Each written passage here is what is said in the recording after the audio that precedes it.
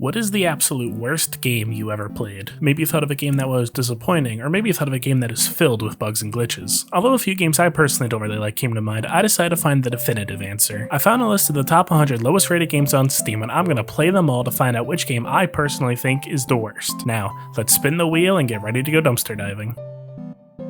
Canyon Capers? Cool. Let's get right into it. Well, for once, there's actually a lot going on the title screen. Up here you got a nice cool text.com font with sparkles on it, and look, the buttons move when you hover over them. Apparently that's where all the effort went, because trying to navigate the menus in this game is a nightmare. Selecting any option takes a few seconds to register, so you're often just sitting there staring at the screen. And if you don't immediately choose an option, you get shown a leaderboard for all the players of this game. And Salival, whoever you are, I don't believe for a second that you got over 680 million points in this game. While the leaderboards are open, the game still registers your inputs though. So instead of going back to the main menu when I hit A, I instead changed the language to French. I don't know what it is with these games and them trying to gaslight me into being French. Past Cheeto.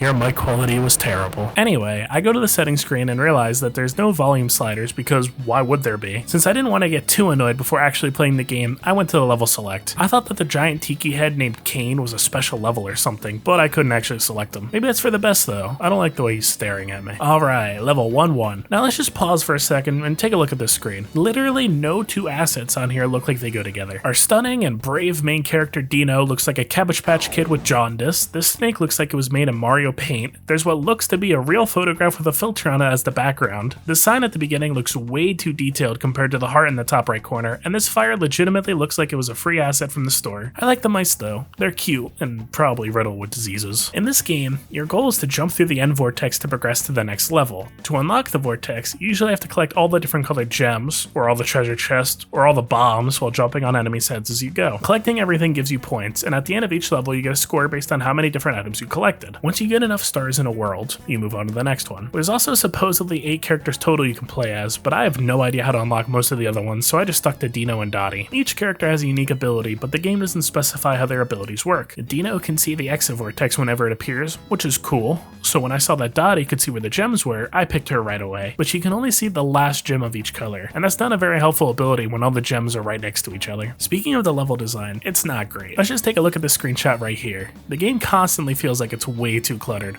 Look at all these platforms hanging around. Why not add an enemy, or a moving platform, or just something other than copying the same platform everywhere? And what's with all the random fire placement? It doesn't hurt you when you walk through it, and it's weird decoration to have one fire on the ground right next to a tiki head that already has 2 flames on it, and if the levels aren't cluttered, then they're linear. Here, take this level where you have to get all the treasure chests. It's literally just one giant rectangle. So when you get to the end and you're ready to get that last chest, there's a ton of flies. No problem, you think. These are just background animals. The real enemies look like MS Paint, so you continue onwards blissfully unaware that the game is about to send you back to the start. Why? Who hurt you, game developers? Maybe you prefer my personal favorite level where the end is right there, but no matter what I try, I can't reach it. I failed the level twice due to time running out before I got lucky and the snake just hit me into it. I don't know why, but this game just rubs me the wrong way. I don't like the derpy walking animation that the main character does. I don't like the fish who look like they're constantly screaming. I don't like how the vortex that spawns in the enemies looks like the exact same one I'm supposed to leave through. I especially hate the respawning mechanic that half the time spawns me right where I died so there's no difficulty, and the other half of the time spawns me on an enemy or right above lava. But to me, the worst part about the game is how boring it is. According to the developers, the game is supposed to be a retro-style platformer. In fact, the developers from the game are the same developers who released the same Canyon Capers game over 30 years ago. The issue here is that it doesn't feel like the game ever progressed past the SNES era. The description says that Dino Jr. is on a quest to retrieve the golden mollusk, the source of all universal power, but there's no cutscene or even text at the beginning hinting to that. The developers want the game to be so simplistic where there's only movement and a jump button, and while it does fit with the theme of retro platformer, it also makes the game stale. When the platforming itself is very easy, there's no mechanics to learn, and you can take several hits before dying and respawning in the same place, there's no risk. And with no risk in a platformer like this, there's no fun. Looking at the developer's itch.io page, they apparently made another game called Soccer Quest, where the thumbnail is the exact same character, except now he has a motion blur and he's about to suffer major brain damage. From the 3-second clip shown on the main page, the game itself looks pretty similar to Canyon Capers. It's also interesting to note that both games are free on itch.io, although you can and should give donations to these games if you can, but they still cost money on Steam.